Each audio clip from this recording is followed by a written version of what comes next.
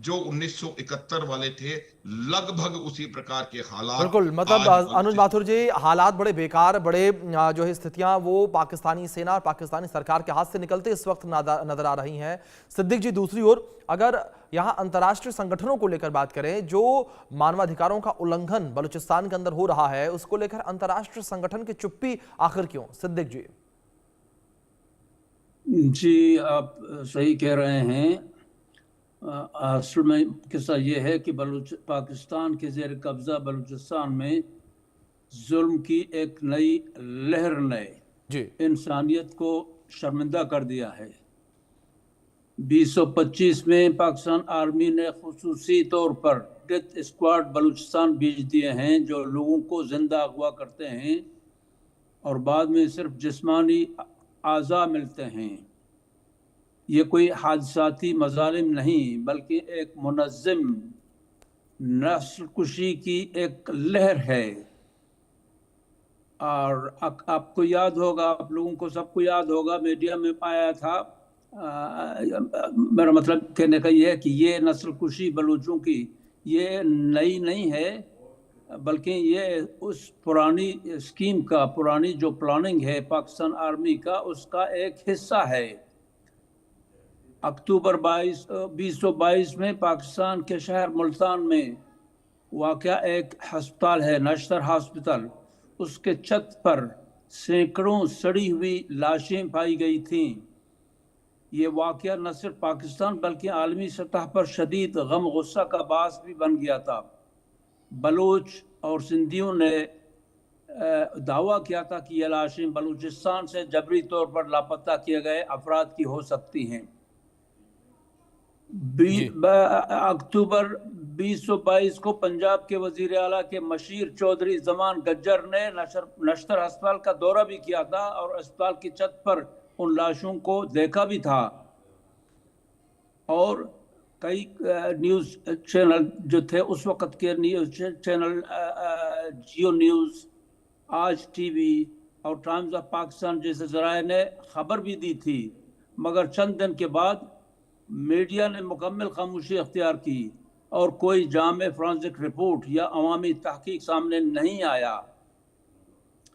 और अगवा का ये सिलसिला कई दहाइयों से बलूचिस्तान में जारी है।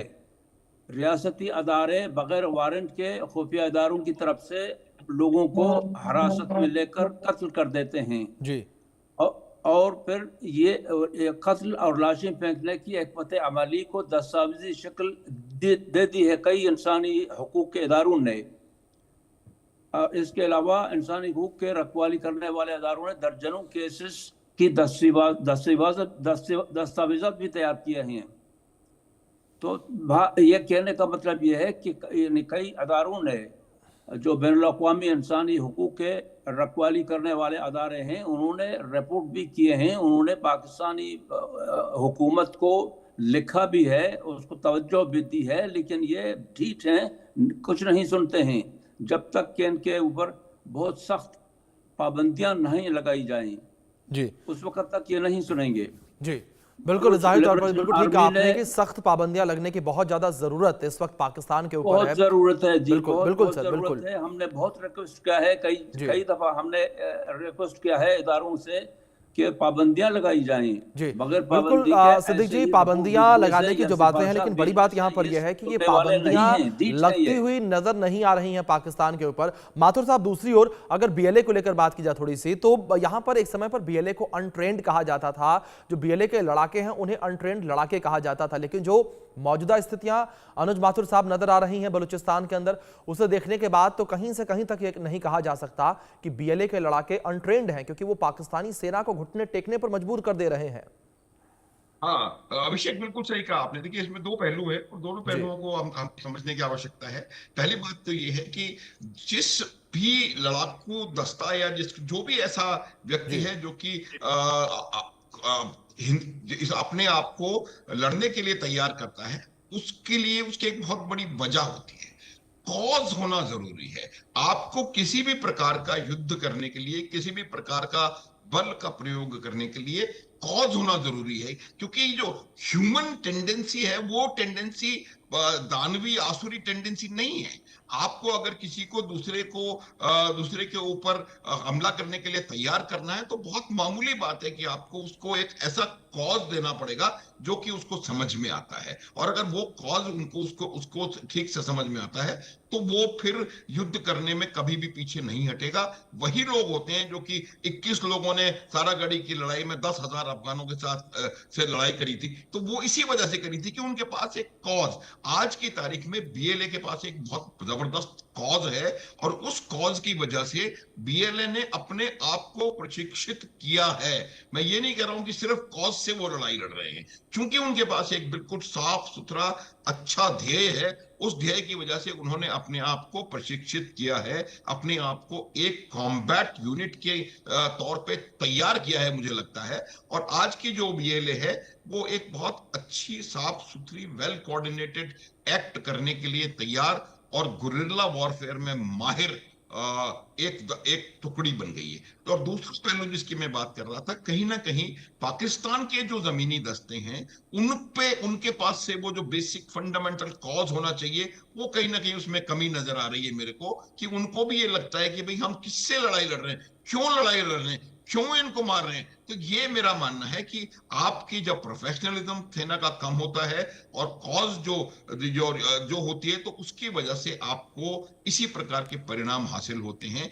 आज बीएलए बहुत कम संख्या और बहुत उतना प्रोफेशनल प्रशिक्षण न होने के बावजूद इतना इन्फ्लिक्ट कॉजेज इनके ऊपर डैमेजेस इन्फ्लिक्ट कर रही है पाकिस्तान की प्रशिक्षित सेना के ऊपर। सो कॉल्ड बैटल हार्डन्ड जो आर्मी है पाकिस्तान की, उसको उन्होंने नाको चने चबा दिए हैं। तो मेरा ये मानना है कि उन्होंने अपने आप को एक बहुत अच्छी trained well oiled well coordinated fighting unit के अंदर तैयार कर लिया है, जो कि गुरिल्ला वॉरफेयर और जमीन का इस्तेमाल। देखिए लड़ाई में जब भी आप किसी भी प्रकार के इस प्रकार के युद्ध करते हैं उसमें जमीन का इस्तेमाल करना एक बहुत आवश्यक ट्रेट होता है, और उन्होंने इसी जमीन का इस्तेमाल करने में अपने आप में महारत हासिल करी है। इसी वजह से वो कहां पर एम्बुश लगाना है, कहां पर आईईडी का ब्लास्ट करना है, कैसे आप ट्रेन का आप जब वहां पर अपहरण कर सकते हैं या ट्रेन को अगवा कर सकते हैं, ये एक बहुत बड़ी चीज है। ट्रेन को अगवा करना कोई हंसी खेल नहीं है, लेकिन उसकी वजह यही होती है कि आपको एग्जैक्टली पता है कि कहां पर किस प्रकार की जगह पर